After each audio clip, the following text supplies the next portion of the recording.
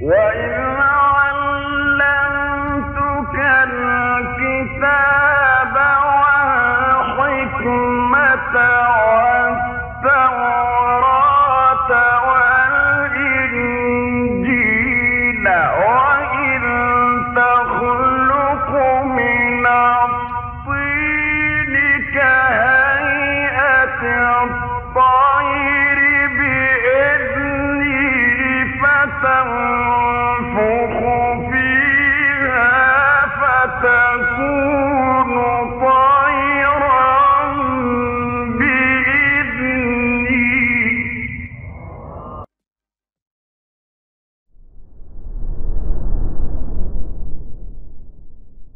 أشهد أن لا إله إلا الله وحده لا شريك له وأشهد أن محمدا عبده ورسوله لا نبي بعده.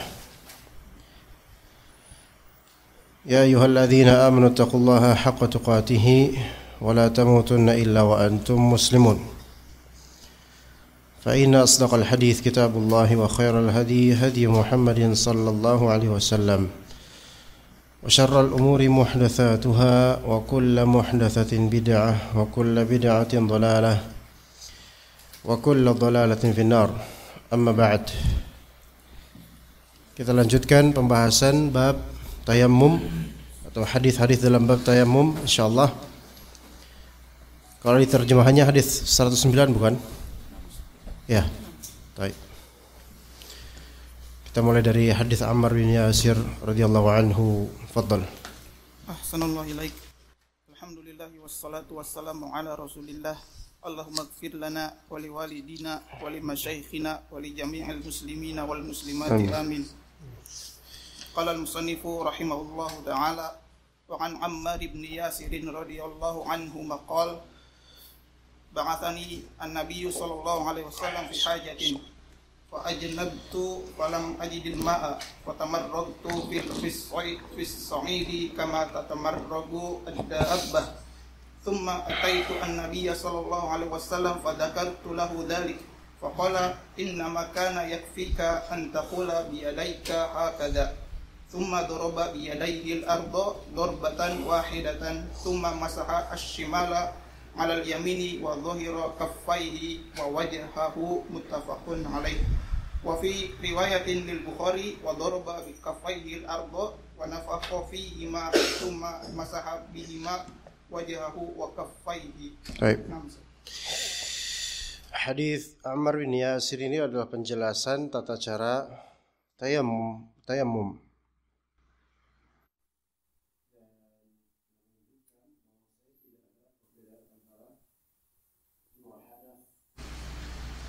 Baik akbar maupun asghar dari segi efek tayammum. Berkata Ammar bin Yasir, dan Ammar bin Yasir ini adalah sahabat Nabi di antara orang-orang pertama yang masuk Islam di periode Mekah dan termasuk sahabat Nabi radhiyallahu anhu yang Allah Ta'ala berikan mihnah, yaitu ujian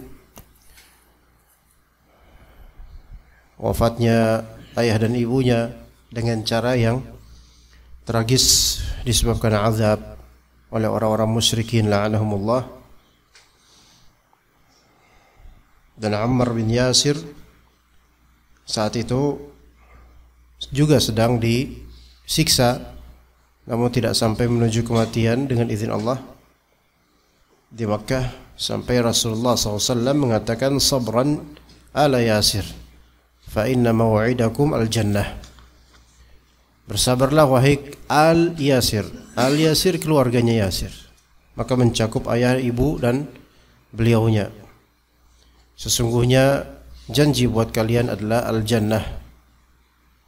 Dan Ammar bin Yasir wafat pada tahun 37 Hijriyah.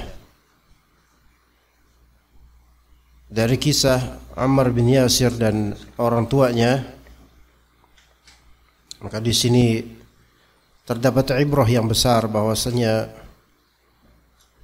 musibah ketika hanya kehilangan bagian dari dunia selama keagamaan masih kokoh di hati, maka jaminannya adalah surga dan penggantiannya adalah surga Allah Azza wa Jalla.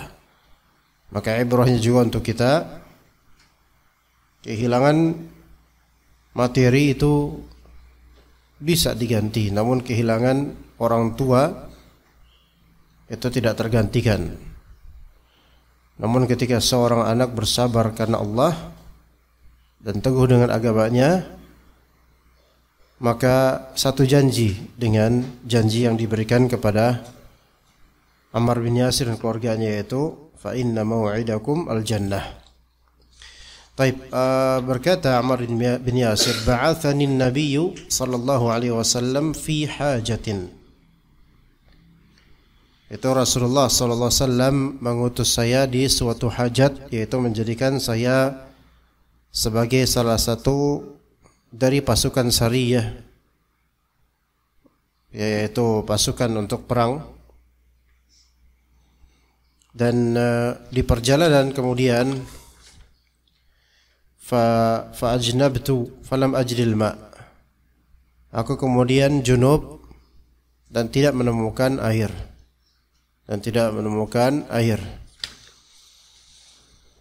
Sehingga beliau kan masih di dalam perjalanan safar, sebagaimana peperangan pada umumnya di zaman itu, dan membutuhkan air untuk menanggulangi hadas kecil maupun besar. Maka fatamarraghtu fi sa'id kama tamarraghu ad-dabbah. Asli kama tatamarraghu, namun huruf ta di awal dihapus. Fatamarraghtu fi sa'id kama tatamarraghu ad-dabbah. Maka aku pun kemudian berguling-guling. Apa di situ? Ya, berguling-guling fi sa'id, di tanah. Fi sa'id, di tanah. Sa'id di sini maknanya tanah.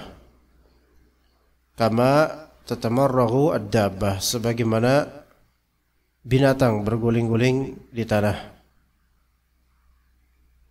Untuk apa? Tujuannya apa? Tujuannya supaya debu-debu itu meliputi seluruh jasadnya, seluruh tubuhnya. Mengkiaskan terhadap tata cara mandi junub dengan air. Ya. Ini suatu pendapat dari beliau, dan beliau tidak tahu bahwasanya cara tersebut tidak tepat, dan bahwasanya tata cara yang sifatnya tauqifi ibadah, maka tiada qiyas dalam ibadah. Tiada qiyas dalam ibadah.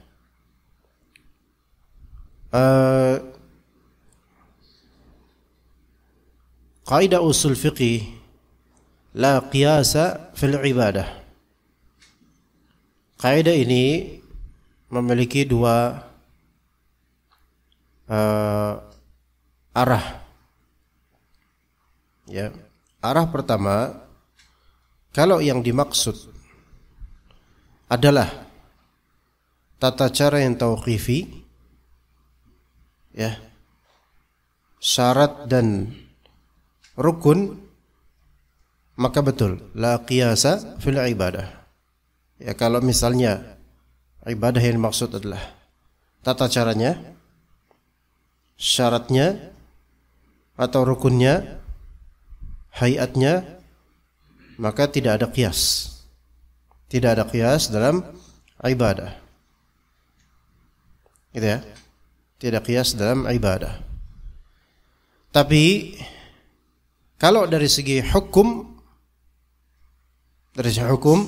kadang-kadang bisa terjadi qiyas dalam ibadah. Ini yang sisi kedua. Ya. Dari segi tata cara, ya, syarat sah atau syaratnya atau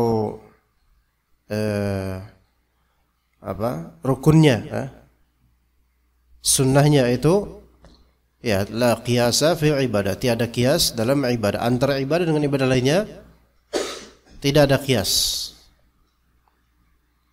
Ya, dari segi aslul ibadah, ya, singkatnya, dari segi aslul ibadah, asalnya ibadah tersebut Tidak ada qiyas. Dia tauqifi.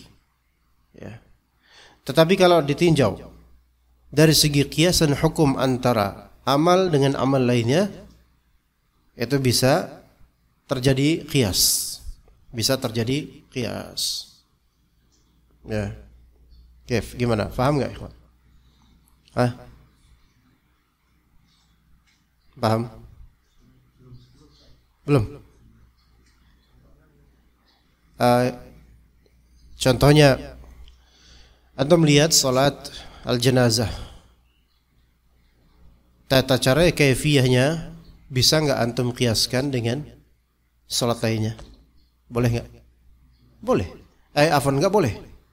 Karena aslul ibadah dalam salat al-janazah itu seperti itu asalnya, ya ada asal tersendiri. Ya. Berapa kali salam? Afwan, berapa kali takbir? Allahu Akbar, Al-Fatihah. Allahu Akbar, kemudian salawat. Sahih enggak? Kemudian Allahu Akbar, doa. Allahu Akbar, salam. Oke. Apakah kemudian bisa berikutnya ruku'? Enggak boleh. Ini yang disebut la qiyasa fil ibadah. Loh, bukannya sama-sama namanya salat, sama namanya salat, tetapi dari urusan kaifiyah ketika sudah ada pakemnya maka tidak boleh ada qiyasan. Tidak boleh ada qiyasan yang artinya qiyasan ini menambah lebih dari dalil. Faham enggak, ikhwan? Ini takyidnya adalah qiyasa ibadah, yaitu qiyasan pada tata cara yang memang ada dalilnya, dan kemudian dengan adanya kiasan ada penambahan tata cara yang itu melebihi dari dalil. Oke?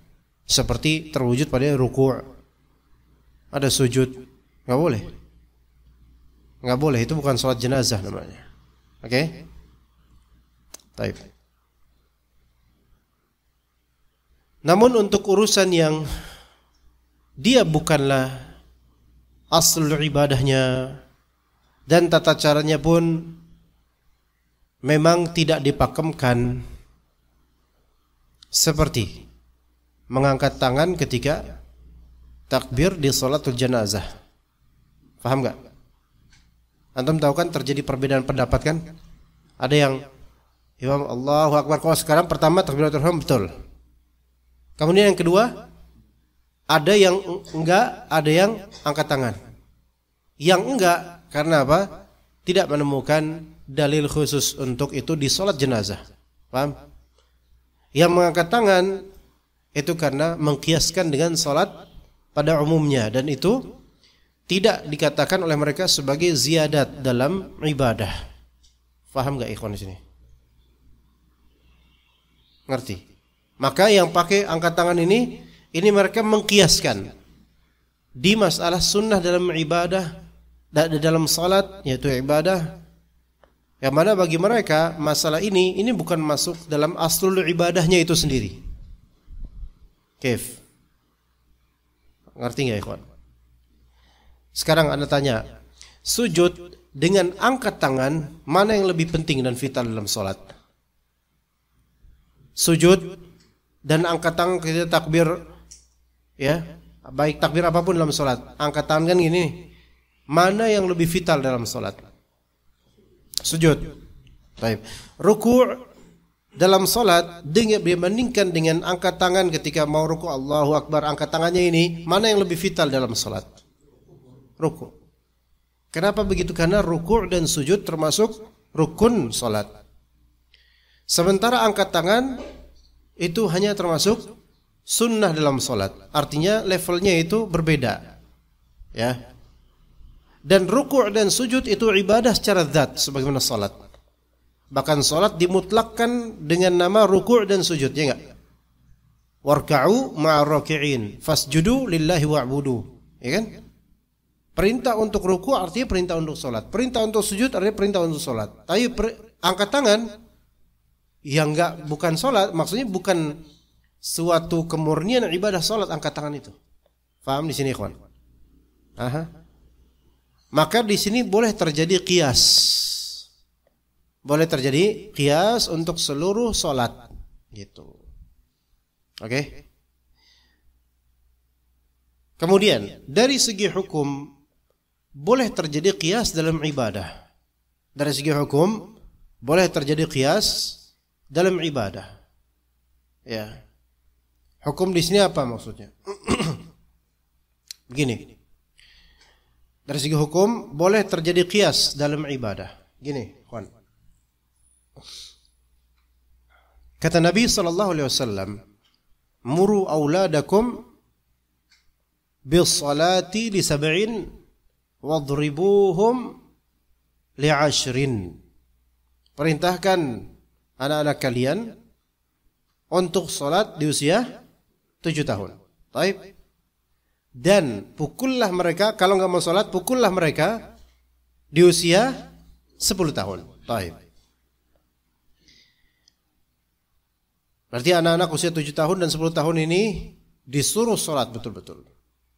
Pertanyaan anak, apakah anak-anak ini wajib salat? Wajib salat enggak? Tidak wajib salat. Yang wajib mana di sini yang wajib? Orang tuanya memerintahkan anaknya untuk sholat, itu yang wajib. Faham gak ikhwan? Orang tua memerintahkan anaknya untuk sholat, itu wajib. Tapi anak-anak ini sendiri sholat wajib gak? Enggak wajib. Dan kalau anak-anak ini sholat wajib, sholat, sah gak sholat anak-anak ini? Sah selama mereka memenuhi syarat dan rukun sholat. Oke? Sampai sini paham ikhwan? Ada berapa hukum-hukum itu tuh? Hukum taklifi, wajib orang tua memerintahkan anaknya untuk sholat. Anak tidak wajib sholat. Oke?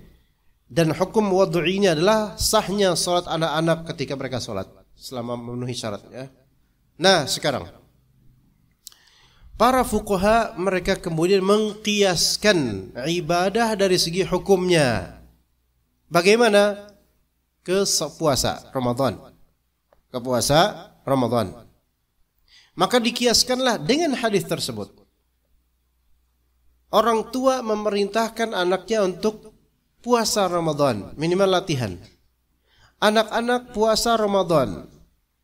Puasa Ramadan bagi anak-anak. 3 hal itu. Pertama, orang tua memerintahkan anak-anak puasa Ramadan di usia ke-7. Apa hukumnya memerintahkan itu? Hah? Wajib. Kemudian anak-anak berpuasa di bulan Ramadan, apa hukumnya? Sunnah, dianjurkan, tapi enggak sampai wajib. Oke? Kemudian anak-anak puasa Ramadan, sah atau tidak? Sah, tapi bukan puasa setengah, puasa full ya. Kalau sampai zuhur ya itu training, ya. Bukan enggak dapat pahala sebenarnya ya. Tapi itu latihan lah, ya. Oke. Apakah ada dalil khusus Rasulullah SAW menyuruh orang tua untuk menyuruh anaknya puasa Ramadan? Enggak ada. Paham nggak di sini, kawan? Tapi di sini terjadi qiyas dalam ibadah dari segi hukumnya. Paham?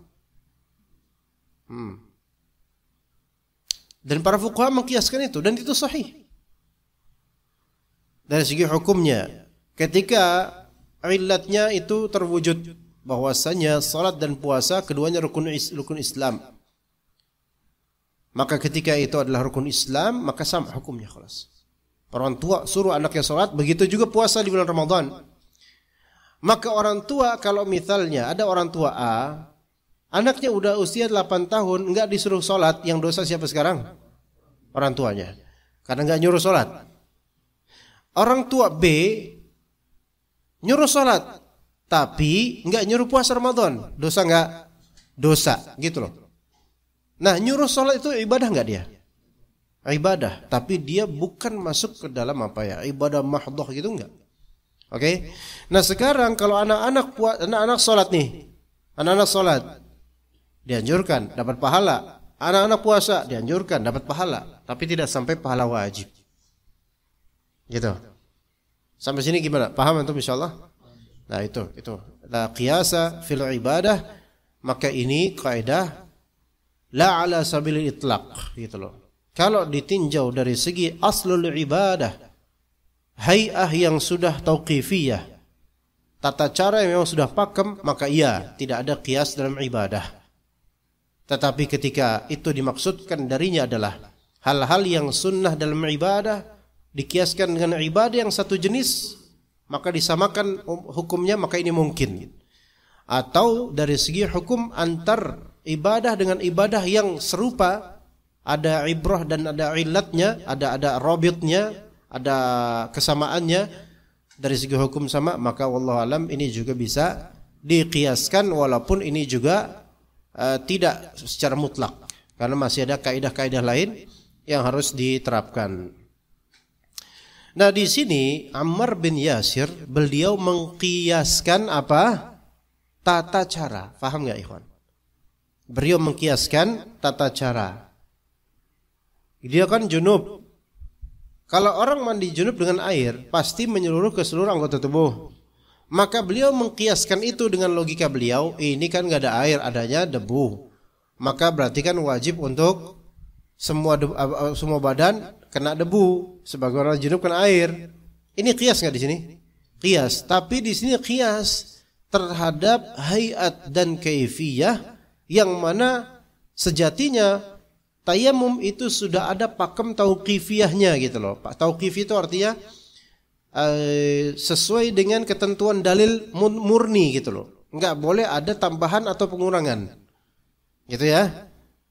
Maka kemudian Nabi SAW memberikan arahan seperti sebagaimana kata beliau, "Tsumma ataitun Nabiy SAW." Kemudian aku datangi Nabi SAW, fa dzakartu dzalika lah. Maka aku sebutkan kejadian itu, yaitu aku bertamarruk di debu. Ya. Gitu. Faqal, maka berkata Nabi SAW, "Inna ma kana yakfika an taqula biyadayka hakadha." Ya enggak gitu, wahai Ammar, engkau yakfik, cukuplah dengan melakukan ini, jangan lakukan tamarruk fi sa'id. Melainkan taqula biyadayka, yaitu taqul di sini artinya taf'al. Taf'al, taqul di sini maknanya taf'al, yaitu engkau berbuat begini harusnya, hakadha, seperti ini. Maka kemudian bagaimana Rasulullah SAW berbuat? Thumma darba biyadayhi al-arda darbatan wahidatan. Kemudian Rasulullah SAW darba biyadayhi al-ard darbah wahidah. Ya, di sini bahasa menepukkan, sahih menepukkan, ahsan. Ini bagus terjemahannya. Menepukkan kedua tangannya ke al-ard. Al-ard yaitu tanah, satu kali tepukan. Thumma masaha shimala 'ala al-yamin. Kemudian beliau mengusap tangan kiri di atas tangan kanan. Wa dhahira kaffaihi wa wajhah. Dan kemudian punggung kedua telapak tangan serta wajahnya. Tapi dalam riwayat Bukhari itu lafal Muslim, wa daraba bi kaffaihi al-ard wa nafaqa fihima. Rasulullah SAW menepukkan kedua tangannya ke bumi, ke tanah, kemudian meniup, wa nafaqa fihima. Di sini meniup di sini adalah ketika memang terlalu banyak tanah yang menempel atau debu yang menempel. Thumma masaha bihima wajhahu wa kaffaihi. Kemudian beliau mengusap dengan keduanya, dengan kedua telapak tangan, wajah dan kedua kaffaihi, kedua telapak tangannya.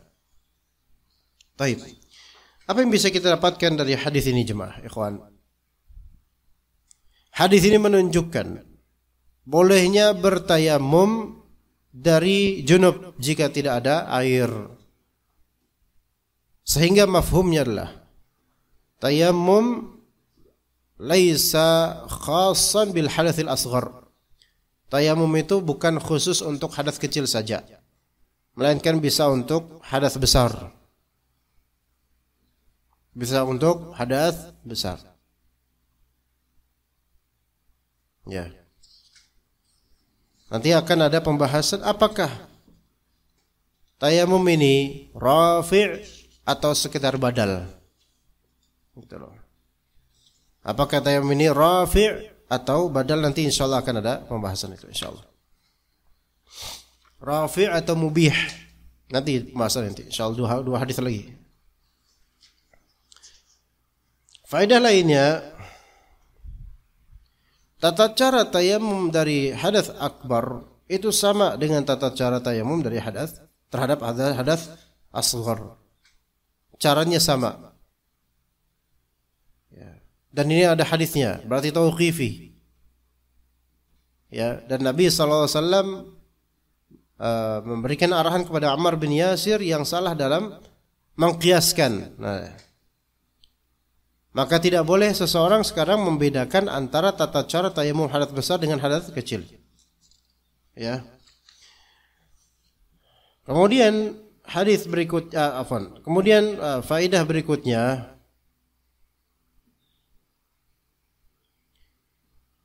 apakah boleh tayamum itu tidak urut? Artinya di sini kan kita lihat riwayat Muslim dengan riwayat Bukhari ya beda, ya kan? Ya. Seperti ada beda urutan. Riwayat pertama Muslim mendahulukan mengusap telapak tangan sebelum mengusap wajah. Sementara riwayat Bukhari mendahulukan mengusap wajah baru kemudian telapak tangan. Sementara dalam ayat kata Allah famsahu biwujuhikum wa aydikum min, selaras dengan riwayat yang kedua dari Bukhari, yaitu wajah dulu dan kemudian baru telapak tangan. Ya. Nah, gimana dong? Mana yang sahih? Apakah wajah dulu baru telapak tangan atau boleh sebaliknya? Yang sahih adalah wajah dulu baru telapak tangan. Dengan dua alasan. Ya. Alasan pertama, bahwasanya riwayat Bukhari dari segi urutan itu dikuatkan oleh Al-Qur'an. Famsahu biwujuhikum wa aydikum min. Ini alasan terkuat. Dalam Al-Qur'an dengan paten dikatakan famsahu biwujuhikum wa aydikum min. Maka penguatan dari Al-Qur'an ini menunjukkan wajah dulu, baru kedua telapak tangan. Ya. Begitu ya. Itu satu. Kedua, dikuatkan juga dengan asal dari wudu juga dimulai dari wajah, kemudian telapak, kemudian tangan gitu kan. Ya. Dari urutan wudu yang pada asal itulah seharusnya wudu, tapi diganti dengan tayamum, wudu aja yang memang lebih besar pada asalnya itu wajah kemudian telapak tangan. Maka dua penguatan. Adapun jawaban untuk riwayat Muslim, maka kita katakan riwayat Muslim pun sama seperti Bukhari, tidak disebutkan secara urutan dengan lafal fa atau thumma, melainkan hanya dengan huruf ataf waw. Waw itu dan. Ketika itu waw itu tidak melazimkan terjadinya pengurutan. Tidak melazimkan terjadinya pengurutan yang mana yang pertama yang kedua. Karena waw ini ataf yang ada sisi tasawi baina al-ma'tufain. Ada sisi sama antara kedua benda yang atau hal atau perbuatan yang disandingkan sama. Makanya yang menguatkan wajah dulu dan juga telapak tangan adalah apa? Adalah yang menguatkannya adalah apa? Tambahan-tambahan dari Al-Qur'an dan juga dari perbuatan yang memang sudah dikenal dalam syariat Islam bahwa wajah lebih didahulukan daripada telapak tangan, daripada tangan. Oke? Bahkan dalam mazhab Hanafiyah dan Malikiyah mudah-mudahan juga seperti itu. Karena dalam masalah tartib al-wudu atau tartib a'dha'il wudu, urutan anggota-anggota wudu, ya, pengurutan itu masalah khilafiyah juga sebenarnya. Kalau mazhab Hanafiyah dan juga Malikiyah wallahu alam, mereka itu berpandangan bahwa tartib al-wudu itu sunnah min sunan al-wudu. Iya, urutan wudu itu sunnah bagi mazhab Hanafiyah dan juga Malikiyah. Tapi bagi mazhab Syafi'iyah dan Hanabilah, maka tartib al-wudu di antara arkan atau bahkan sebagian mengatakan syarat sah wudu juga, tapi rukun lebih tepat. Rukun lebih tepat. Tertib wudunya, yaitu berurut. Nah, di sini perbedaan antara Hanafiyah Malikiyah versus Syafi'iyah Hanabilah. Nah, kita ini mau mazhabnya apa kek? Tapi kan yang kita kenal wajib dan rukun merupakan untuk apa? Wudu dengan apa namanya? Tartib. Ya, begitu. Faedah berikutnya, bolehnya seseorang mentakhfif al-ghubar al-kathir.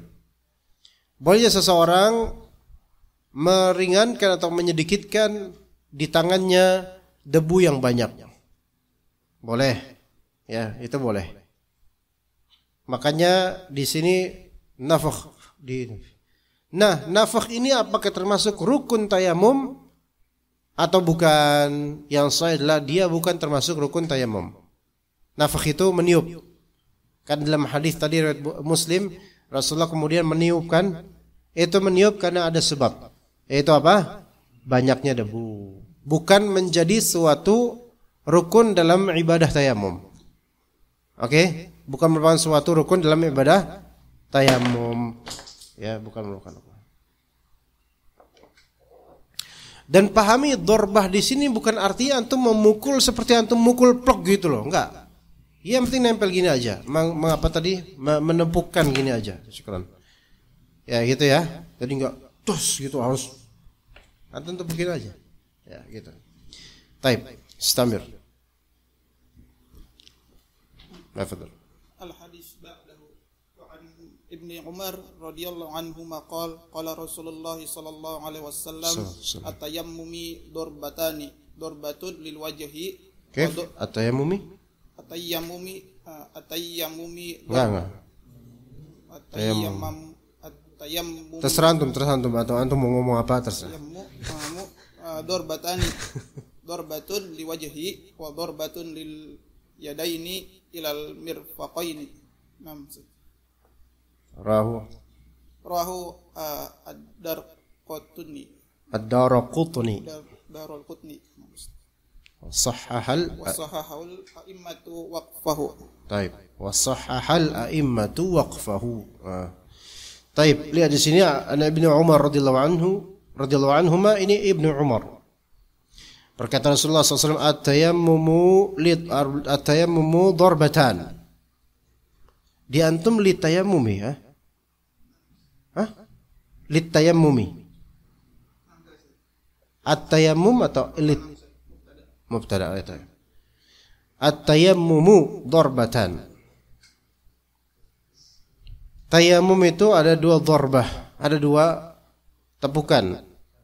Darbatun lil wajhi, satu tepukan untuk wajah, wa darbatun lil yadaini ilal mirfaqain, dan satu tepukan untuk kedua tangan menuju ke siku seperti salat, seperti wudu.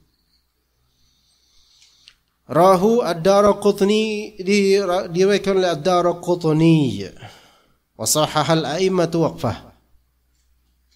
Para imam ahli hadis mensahihkan kemauqufan hadis ini. Jadi lihat, yang disebutkan Ibnu Hajar dalam riwayat Ad-Darqutni ini hadis marfu'. Hadis marfu'. Kalau hadis marfu'nya kepada Nabi SAW, sanadnya itu dhaif. Sanadnya itu dhaif. Namun kalau misalnya ini dinisbatkan kepada riwayat Abdullah bin Umar, riwayat perkataan Abdullah bin Umar, maka hadis ini bukan hadis sebenarnya, maka athar ini sahih. Maka dikatakan wasahhahal a'immatu waqfahu. Para imam ahli hadis mereka menganggap ini lebih tepat disebut sebagai atharnya Ibnu Umar, bukan hadis Rasulullah sallallahu alaihi wasallam. Karena riwayat versi dinisbatkan kepada Rasulullah SAW dhaif secara sanad. Adapun riwayat versi athar perkataan Ibnu Umar, maka ini disebut sahih, bahkan itu diklaim juga oleh perawinya yaitu Ad-Daraqutni. Maka berkata Ad-Daraqutni wa waqafahu Yahya bin Al-Qattan wa Hushaym wa ghairihima wa huwa as-shawab. Kata Ad-Daraqutni, di antara imam ahli hadis itu Yahya bin Al-Qattan itu memauqufkan hadis ini, artinya hadis ini bagi beliau-beliau ini bukan perkataan Rasulullah melainkan perkataan siapa? Abdullah bin Umar. Maka ini tidak bisa menjadi hujjah secara dzat. Tidak bisa menjadi hujjah secara dzat, ya. Begitu juga dengan pendapat Abu Zur'ah bahwasanya nisbatan hadis atau perkataan ini kepada Nabi SAW itu khata'. Innama huwa mauquf. Hadis ini hadis mauquf. Dan hadis mauquf atau perkataan sahabat apakah hujjah secara dzat? Ada kaidah begini, ikhwan. Al-hujjatu fima rawa as-sahabiyyu la fima ra'a idza khalafa an-nassa. Mana ulangi, yang bisa bahasa Arab harus paham. Ini kaidah usul fiqih. Al-hujjatu ma rawa as-sahabiyyu. Al-hujjatu fi ma rawa as-sahabiyyu. Hujjah, dalil itu adalah apa yang diriwayatkan oleh sahabat dari Nabi SAW. Itu baru hujjah. Oke, paham enggak? Hadis. Hujjah itu hadis yang diriwayatkan oleh Nabi, oleh sahabat. La fi ma ra'ahu idza khalafa an-nass. Bukan hujjah itu bukanlah yang dipandang oleh sahabat ketika menyelisihi nas. Ana ulangi. Hujjah itu adalah bayinah, dalil, bukti, burhan dan seterusnya. Hujjah itu adalah apa yang diriwayatkan oleh sahabat. Paham? Yang diriwayatkan oleh sahabat apa, ikhwan? Apa? Hadis. Hujjah itu pada perkataan Nabi SAW. Bukan pada pendapat sahabat ketika menyelisihi nas, yaitu dalil. Mungkin enggak seorang sahabat menyelisihi dalil? Mungkin enggak, ikhwan? Mungkin. Namun tidak ada niatan untuk itu, gitu loh. Mungkin maksudnya ijtihad dan qiyas. Ya, ijtihad dan qiyas. Faham di sini, ikhwan? Nah, hadis yang kita bahas ini adalah pada hakikatnya perkataan siapa? Abdullah bin Umar. Ahsan. Ya, Abdullah bin Umar. Nah, perkataannya sahabat dengan yang antum lihat dari riwayat siapa? Ammar bin Yasir tadi, ya. Zahirnya perbuatan atau suruhan Rasulullah adalah sekali tepuk, ya enggak? Dalam tayamum. Tapi Abdullah bin Umar berpandangan 2 kali tepuk. Kita tidak menuduh Abdullah bin Umar ini berbuat bid'ah, bukan. Tetapi beliau berpandangan, memiliki ra'yun, ijtihad, qiyas. Apa qiyas beliau? Dikiaskan dengan wudu, ya enggak? Kalau wudu, kita buat wajah sekali cidukan. Nah, buat tangan cidukan lain enggak? Betul. Maka dikiaskanlah dengan apa?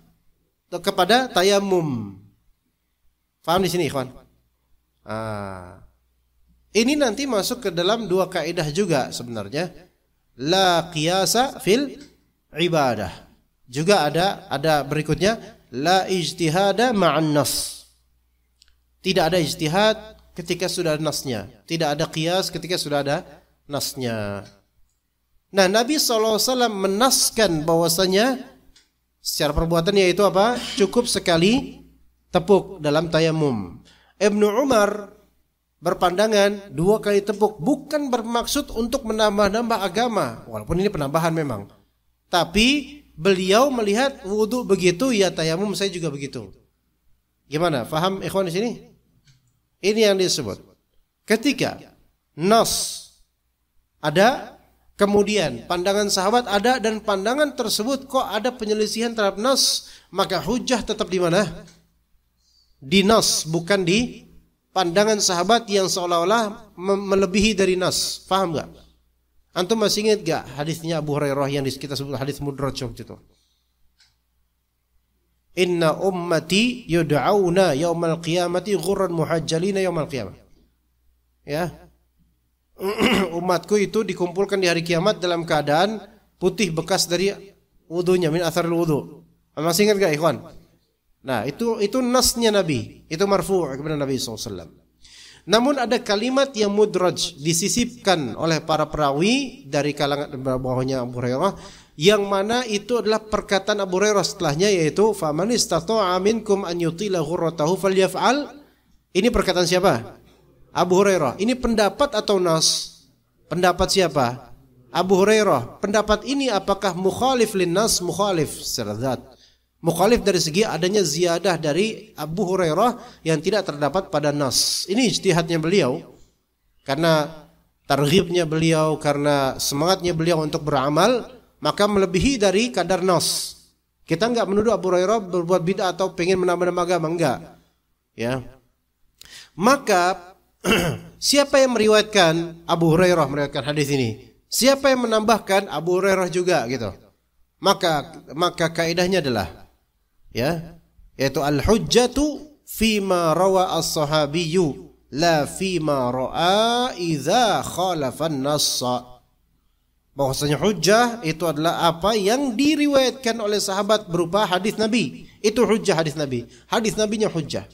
Adapun apa yang dijadikan pandangan oleh perawi yaitu sahabat, tambahan atau pengurangan yang itu merupakan bentuk penyelisihan terhadap nas, maka tidak kita pakai ketika masih ada nas. Paham ya kawan? Kecuali kalau misalnya pandangan tersebut yang bersifat tafsir. Yang bersifat tafsir, bukan yang bersifat terapan tatbiq.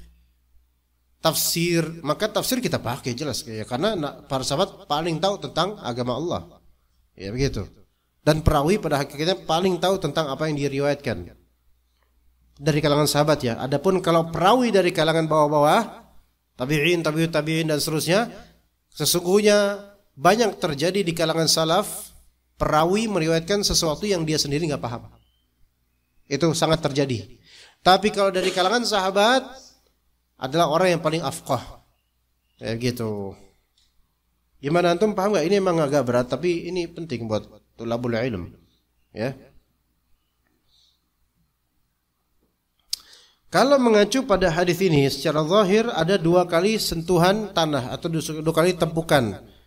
Ya, dan ini adalah pendapat yang dipakai oleh Asy-Syafi'i dan juga sebagian dari ulama ya.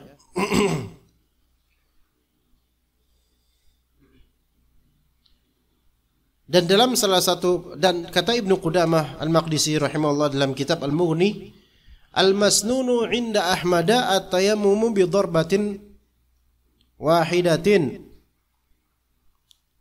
fa in tayammama bi darbataini jaza. Al-masnun di sini adalah yang menjadi sunnah maksudnya kaifiyah, yang menjadi suatu tata cara dalam pandangan Imam Ahmad. Tayammum itu 1 kali apa? Tepukan. Fa in tayammama bi darbataini jaza. Kalau misalnya 2 kali tepukan boleh dalam mazhab Imam Ahmad. Wa qala al-qadhi Iyad al-ijza'u yahsulu bi darbatin wal kamalu darbatan.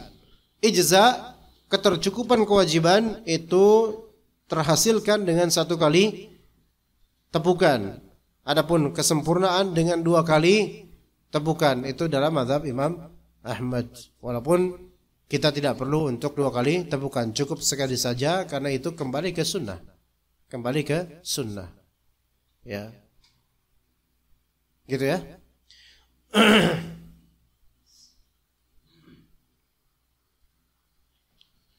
Baik, dan juga lihat wa darbatul lil yadaini ila al mirfaqain. 2 tangan ini diusap dengan tanah sampai ke mirfaqain, ke siku.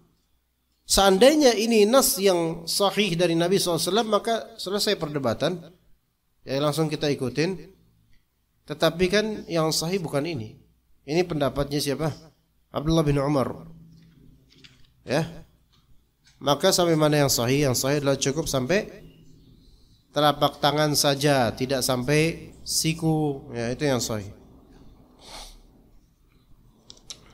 Baik. Fadhal, lanjut.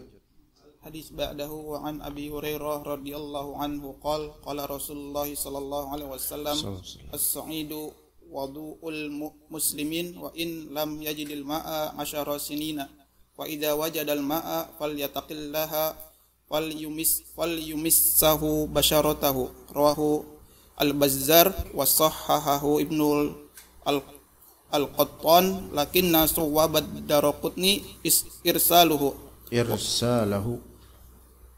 irsalahu wa li Tirmidzi an Abi Dzarrin nahwuhu wa sahhahahu. Ya, baik.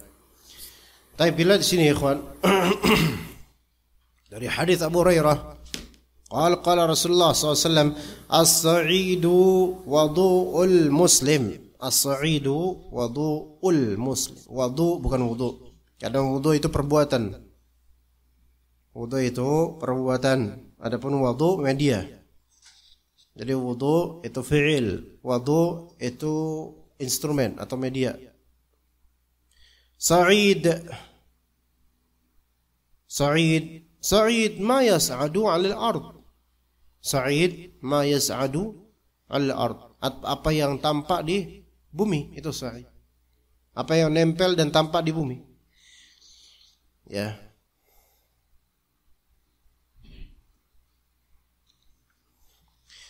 Nah, di sini fa'il wa illam atau debu yang nonjol atau menempel di bumi itu adalah media wudunya muslim. Ini menunjukkan bahwa tayamum dimutlakan padanya adalah wudu. Gitu loh. Fa in lam yajidil ma'a 10 sinin, walaupun tidak menemukan air selama 10 tahun.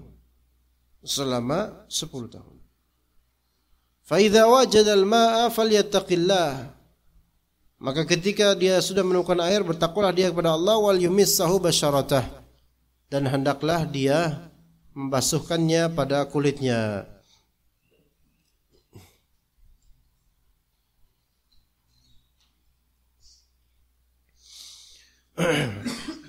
Dengan hadis ini terjadi perselisihan pendapat antara dua pandangan ulama. Dengan pertanyaan, apakah tayamum rafi' atau mubih saja? Apa itu rafi'? Rafi' itu mengangkat hadas. Mubih membolehkan ibadah salat. Dua hal yang beda, ikhwan. Apakah tayamum itu rafi' mengangkat hadas atau sebatas mubih membolehkan salat saja? Kena enggak antum paham? Paham enggak maksudnya?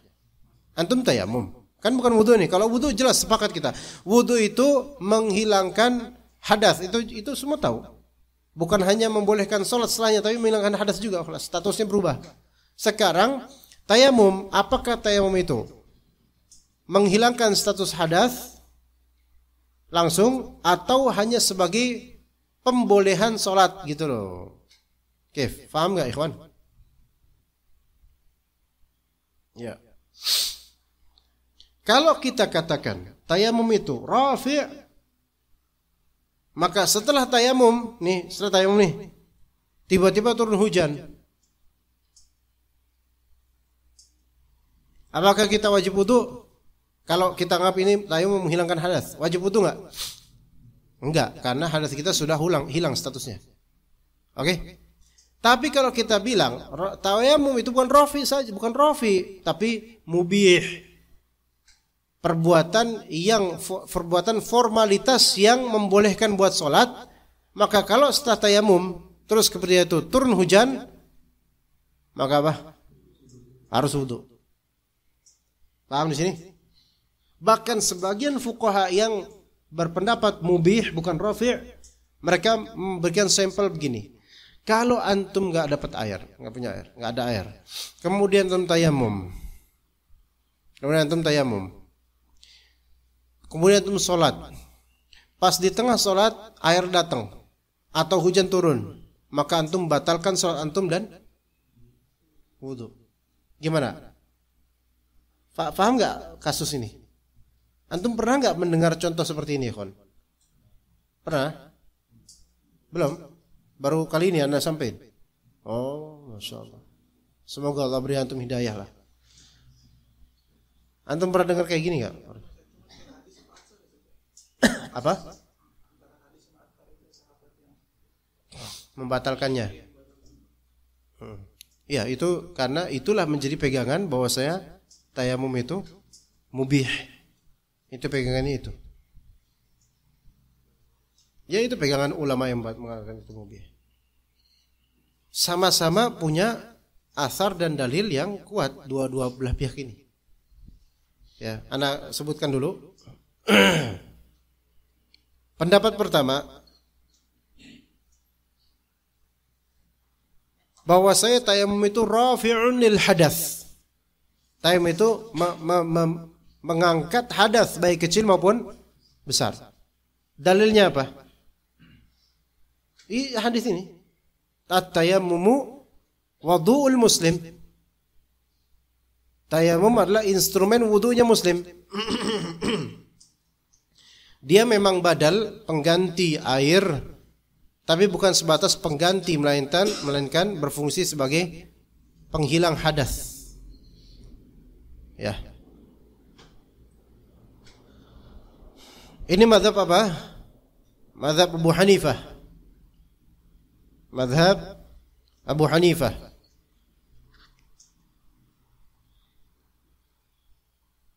Ya. Ada juga riwayat Imam Ahmad juga dalam pendapat ini. Ini juga pendapatnya Ibnu Taimiyah dan Ibnu Qayyim. Pendapat kedua,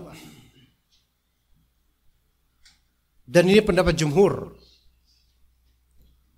tayammum itu hanya berstatus mubihun lis-shalah. Mubihun lis-shalah, mubihun lit-tawaf, mubihun limashil mushaf. Paham enggak, ikhwan? Mubih. Apa mubih? Hanya sebatas membolehkan, melegalkan, mempermisikan antum untuk sholat, tawaf dengan tayamum itu. Tapi bukan rafi'. Artinya, berarti kan kalau konsekuensinya adalah status antum masih berhadas. Tapi berhadas yang diperbolehkan sholat karena uzur. Gimana? Paham enggak, ikhwan? Ini mazhab jumhur ulama. Ini mazhab jumhur ulama. Ini pendapat Malik, Imam Syafi'i, dan sebenarnya ini pendapat yang masyhur dalam mazhab Imam Ahmad juga. Jadi Imam Ahmad ada dua riwayat dari pendapatnya beliau. Ada satu riwayat pendapat mengatakan bahwasanya tayamum itu rafi', tapi di sisi lain Imam Ahmad juga pernah berfatwa bahwasanya ini mubih lis-shalah, bukan rafi'. Dan yang dijadikan sebagai mazhab resmi dalam Imam Ahmad, dalam mazhab Hanabilah seperti Malikiyah dan Syafi'iyah, bahwasanya tayamum itu mubih bukan rafi'. Artinya ketika nanti antum dapat air di waktu sholat yang sama, maka antum harus wudu atau mandi junub dengan air itu, baru kemudian ulangi sholat yang tadi. Itu satu sisi dari pendapat kedua. Tapi ada juga pendapat kedua yang mengatakan antum tetap wajib wudu, namun tidak wajib mengulangi sholat yang tadi itu. Tapi sekali ini semua, ya wallahu alam, yang sahih adalah mazhab Abu Hanifah.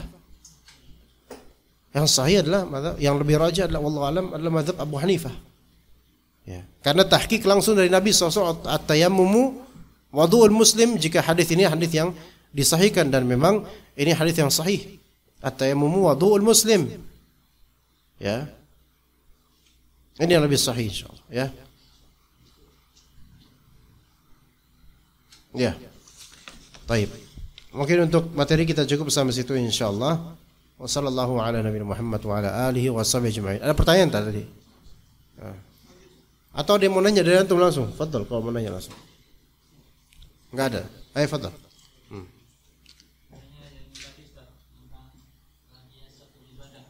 Tentang apa? Qiyas. Fadhal. Aha. Dia kan membiaskan tayamum dengan wudu. Ya. Sedangkan Nabi tidak menyuruhnya untuk mengulanginya. Sedangkan di hadis yang lain, di hadis orang yang musik di sholat itu Nabi suruh mengulanginya. Ya. Padahal dua-duanya sama-sama dalam kaifiyah. Ya. Ya. Di sini tayamum ahsan. Lihat tayamum di sini Ammar bin Yasir bertamarrukh. Ya, gitu kan. Kaifiyahnya salah. Tetapi dia musib dari segi terkenanya wajah dan itu tangan. Itu satu hal.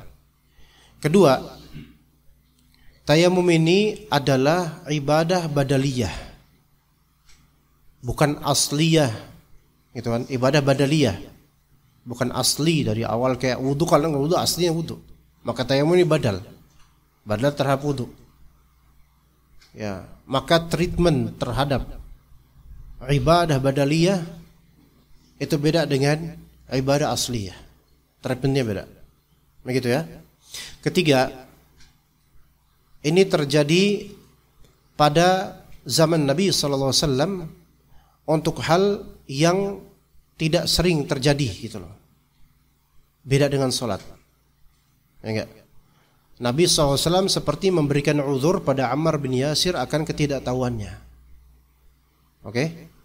Jadi yang pertama, Ammar bin Yasir musib dari satu sisi, yaitu sudah terkenanya wajah dan telapak tangan. Namun tata caranya yang salah. Gitu kan? Ya, begitu. Dan ini yang kedua, tayamum ini ibadah badaliyah. Sifatnya pengganti wudu, bukan wudu aslinya itu. Beda dengan salat. Salat tidak ada ibadah badaliyah dalam salat. Kalaupun misalnya tata cara salat lain seperti duduk, kan kata Nabi SAW, sholli qa'iman, salatlah ketika salatlah berdiri. Fa in lam tastati' fa qa'ida, kalau enggak bisa maka duduklah. Fa in lam tastati' fa 'ala janb, maka kalau misalnya enggak bisa duduk maka berbaring. Rasulullah SAW memberikan opsi, yang mana opsi di sini adalah opsi yang seolah-olah seperti badal daripada qiyam, pengganti qiyam. Dan kalau antum lihat tata cara duduk, apakah dijelaskan oleh Nabi secara spesifik? Enggak.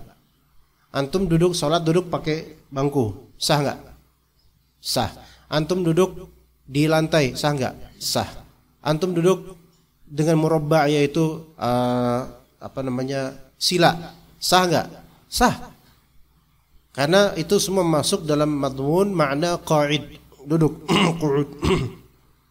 Kemudian wa 'ala janb, yaitu berbaring tapi menghadap ke kiblat dan ke arah kanan. Gitu, ke arah kanan. Bahkan itu juga para ulama ada yang mengatakan boleh seseorang salat ya, dia berbaring bukan nyamping, berbaring rebahan, dan dia niatkan ke arah kiblat dengan rebahan tersebut. Misalnya kiblatnya tuh bukan di depan nih, kalau depan kan awan langit gitu loh, tapi kakinya tuh ke arah kiblat gitu loh. Misalnya ini kiblat, dia rebahan gini. Itu pun sebagian ulama membolehkan. Nah, hayat yang sifatnya badali ini ya, itu treatmentnya lebih diringankan dibandingkan yang asli gitu. Nah, korelasinya dengan seorang sahabat yang dia la yuhsinu salatahu, yang tidak baik salatnya, yang matuk-matuk itu, Rasulullah SAW mengatakan a'id fasalli fa innaka lam tusalli, ulang salatlah kamu, sesungguhnya tadi kamu belum salat. Berarti Rasulullah SAW tidak menganggap salat yang tadi dilakukan itu salat yang sahihah. Loh, terus apa bedanya dengan beda tayamum tadi sama yang Ammar bin Yasir?